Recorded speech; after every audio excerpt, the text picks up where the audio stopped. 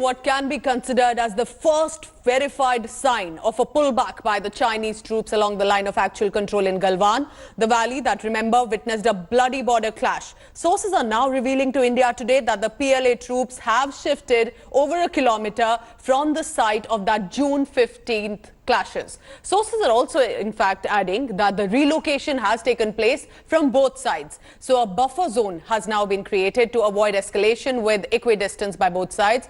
Chinese troops have retreated by nearly 2 kilometers, so has India, and the entire area where the clash happened has now been identified and is being referred to as the buffer zone.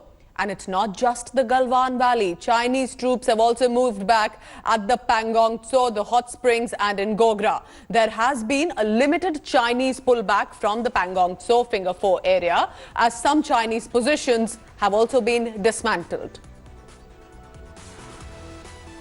All right, so that's the big news coming in. Remember, there had been meetings taking place even at the top level and with regard to the military commanders from both sides, and it would be meetings that went on for about 10 hours. The last one, in fact, that took place. But this time, it seems there has been disengagement that is proven, verified at the Galwan Valley, specifically with regard to at least about 2 kilometers of moving back. And this seems to now have come as a verified information, for which I want to go across to Senior Executive Editor Gaurav Sawant, who had been reporting from Ladakh. So Gaurav, this is not just a promise that we heard earlier from China. This is a verified on-ground situation update. So the Chinese have moved back about 1.5 kilometers from the Galwan Valley. This after the special representatives of India and China on boundary talks. From the Indian side, it was National Security Advisor Ajit Doval. And on the Chinese side, the State Councillor Wang Yi, they had a conversation. It was a fairly long conversation and a detailed one, after which the two decided that their differences, as the Prime Minister has also been saying in the past, differences should not become disputes. They've decided to move back. Of course, there is a disconnect between what the Indian statement and the Chinese statement say. While Chinese say they will continue to maintain their territorial integrity and sovereignty at a time when they have transgressed into our side of the line of actual control. But be that as it may, these are just the first signs, Pooja, that the Chinese are going back. But we shouldn't celebrate just as yet, because they could come back once again. I mean, they've stabbed us in the back in the past, as recently as the 15th of June, when they said they will go back, and then they killed our officers and 20 men. Of course, at a great loss to themselves. They lost over 40 of their own.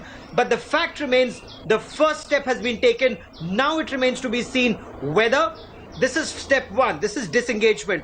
Then step two is de-escalation. And ultimately, whether the two divisions that the Chinese have bought, the 6 mech and the 4 mech divisions and motorized division, whether they de-induct and go back to their side, to their peace location, that remains to be seen. So Gaurav, how should we look at this now? Because it had to be eventually NSA intervening in the matter, talking to the top leadership there from the Chinese side as well. There will also, in the next few days as well, if not hours, will have to be a constant watch so that the repeat does not happen. Pooja, you're absolutely right. Whatever the Chinese say, they cannot be taken at face value. Yes. Like we've learned. We'd learned this in 62, but we've learned it once again, on the 15th of June. So you're absolutely right. We'll have to watch. This is a process that is verifiable. India will have to verify that the Chinese have moved back. Then India moves back, and then the Chinese verify they've moved back from Galwan. Then it extends to Petrol Point 15, 17 Alpha, and ultimately Pangong Tso. So this is a verifiable process that the two have decided they will undertake to leave a buffer zone on either side. But this is going to be a long process. It started now, may go on till winters. We do not know. Unless the Chinese side escalate the withdrawal, it could well go on to winters. But the ultimate test would be whether the two divisions that the Chinese have brought in, whether they go back to their peace location or remain in this area. Till then, the Chinese very clearly just cannot be trusted. All right, Gaurav, I request you to please stay on with me. We're also joined by National Affairs Editor Rahul Srivastav, because there's politics brewing over it. Rahul, the Congress not backing down. The Congress saying there were false statements that were given on China and the government needs to clarify.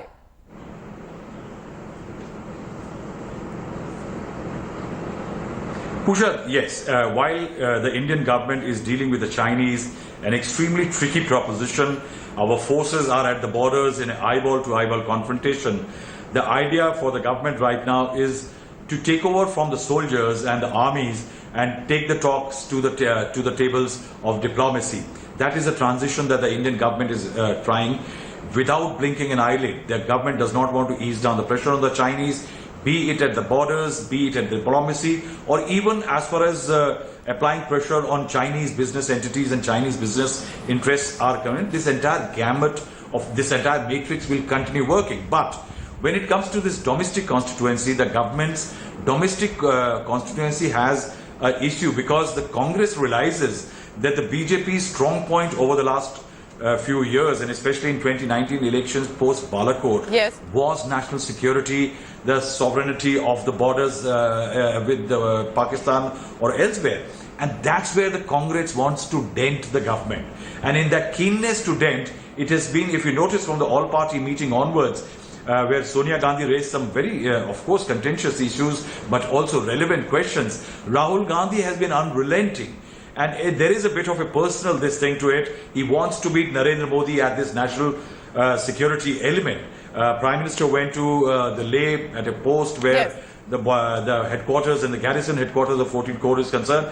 Somewhere the Congress wants to weaken that stand, and that is why we see that the government is doing things but not chest beating. The Congress is challenging constantly. And opposition being opposition, I mean, it is raising questions to the government. We'll wait and watch how the ruling party responds. Rahul Srivastava, thank you so much. I request Gaurav Sawant to please stay on with me because more news coming in, and which is India today has accessed inside details of the disengagement between India and China at the LAC in eastern Ladakh. The pullback started after special representatives on border talks and national security advisor Ajit Doval spoke to his counterpart Wang Yi, who is also the Chinese foreign minister.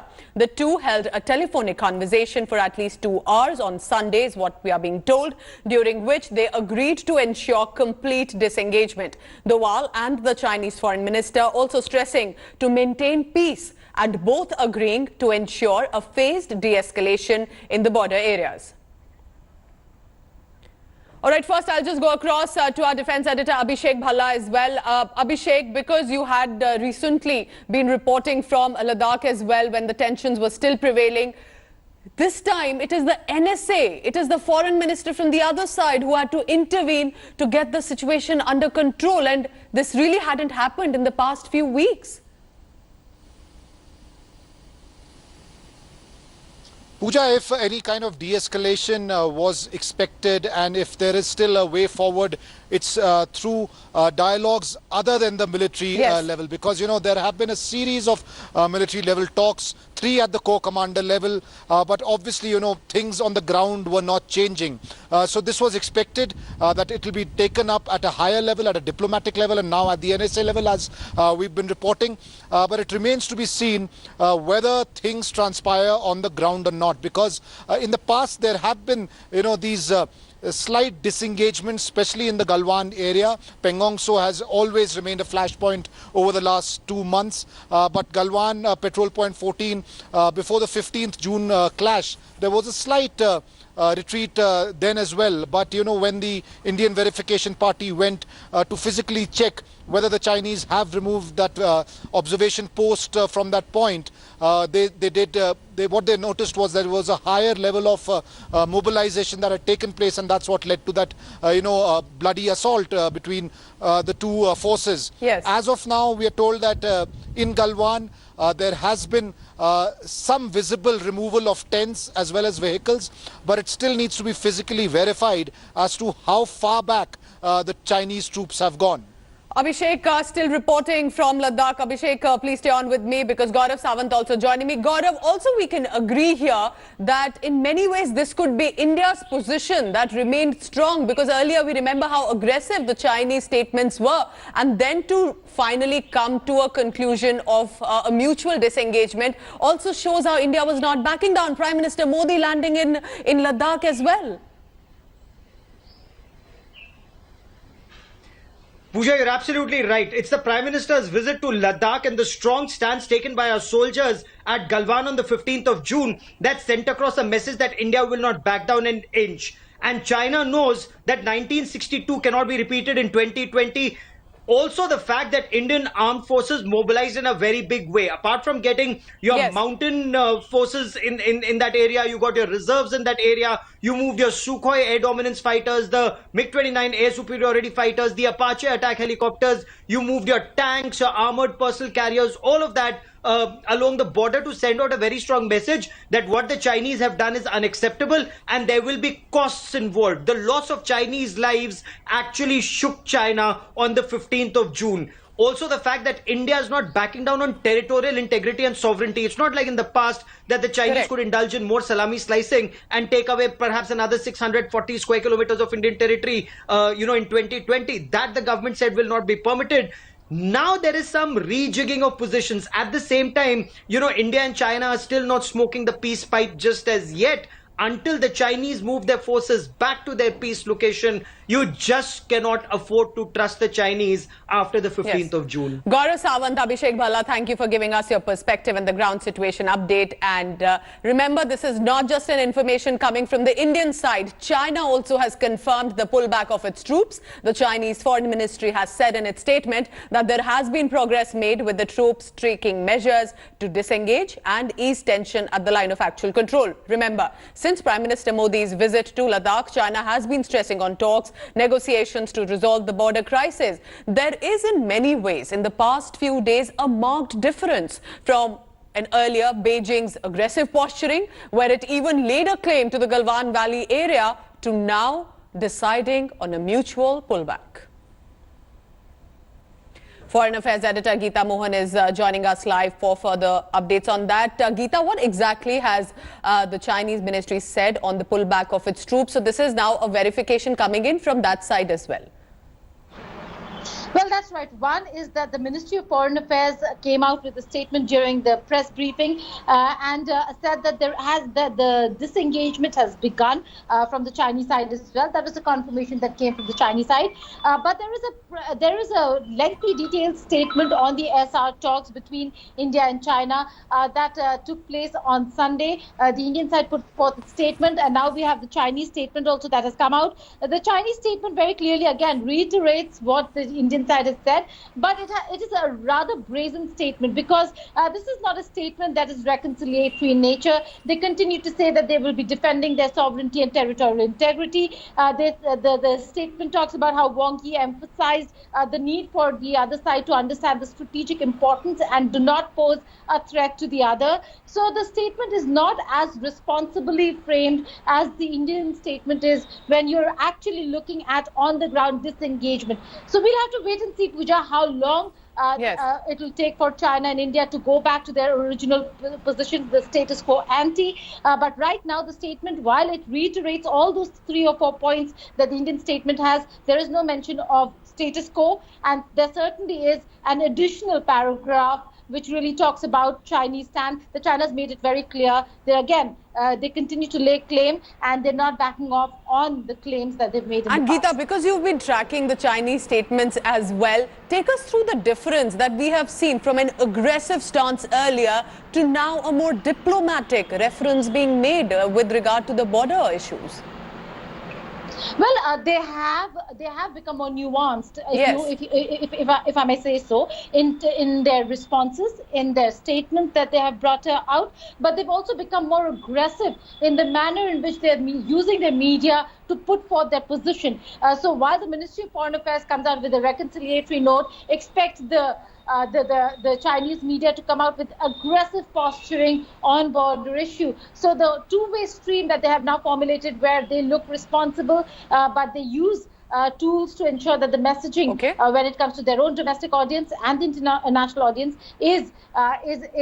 continues to remain the same. That's a tactic that they've started using. Don't forget, while a lot of our defense reporters have been talking about this being 2 months, exactly 2 months now since the standoff began, today is also the 85th birth anniversary of the Dalai Lama. Correct. So pushback, a movement right now could very well mean that the Chinese could be a tactic, Pooja. I'm not saying it is, but could be a tactic for the Chinese not to have any support Okay. or mention of the Dalai Lama or the kind of wishes that we've seen in the past for the Dalai Lama by the leadership. We've not seen the Prime Minister wish him yet. The only minister who's done it is Union Minister and MP from Arunachal Pradesh, Kiran Rijiju.